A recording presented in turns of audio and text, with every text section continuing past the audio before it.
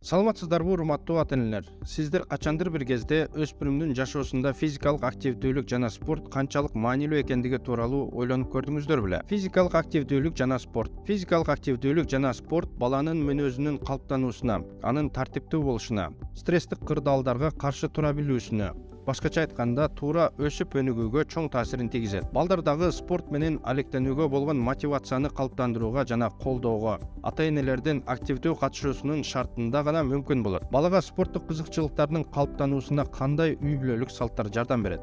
Активдүү үй бүлөлүк эс алуу бул үй бүлө мүчөлөрүнүн ыктыярдуу жана биргелешкен катышуусунун болжомолдогон бош убактынын бир бөлүгү.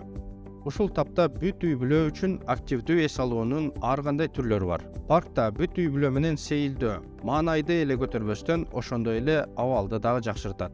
Коньки жана лыжа тебүү, кышкысын эң сонун алектенүү, ал эми жайкысын велосипед менен дөңгөлөктүү коньки тебүүгө болот.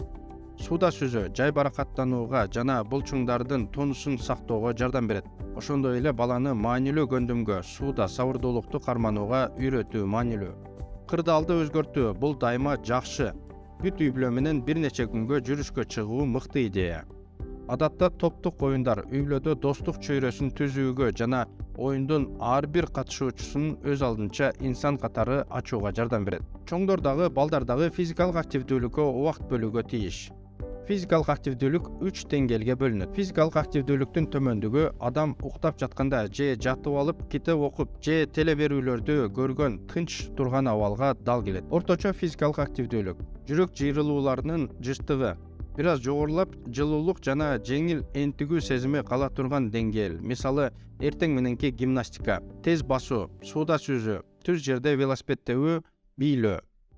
Интенсивдүү физикалык активдүүлүк бул жүрөк жыйрылууларынын жыштыгын кыйла жогорулатат жана тердөө, каттуу энтигүүнү дем жетишпейт пайда кылат. Мисалы, чуркоо, аэробика, аралыкка сууда сүзүү, велосипедди каттуу тебүү. Балдар жана 5-17 жаштагы жаштар жумасына 60 мүнөттөн кем эмес орто жана жогорку интенсивдүүлүк даражасындагы физикалык активдүүлүк менен алектенүүгө тийиш. 18-64 жаштагы чоң адамдар жумасына 150 мүнөттөн кем эмес орточо интенсивдүүлүктөгү физикалык активдүүлүк менен алектенүүгө же жумасына 75 мүнөттөн кем эмес жогорку интенсивдүүлүктөгү аэробика боюнча көнүгүүлөрдү аткарууга тийиш. 65 жаштан жогорку курактагы улгайган адамдар жумасына 150 мүнөттөн кем эмес орточо интенсивдүүлүктөгү физикалык активдүүлүк менен алектенүүгө же жумасына 75 мүнөттөн кем эмес жогорку интенсивдүүлүктөгү аэробика боюнча көнүгүүлөрдү аткарууга тийиш. Физикалык тарбияны өнүктүрүү үчүн балдардын күн сайын болуучу физикалык жүктөмдөрүн колдогула. Балага өзүнө көбүрөөк жаккан спорттун түрү менен алектенүүсүнө мүмкүнчүлүк бергиле.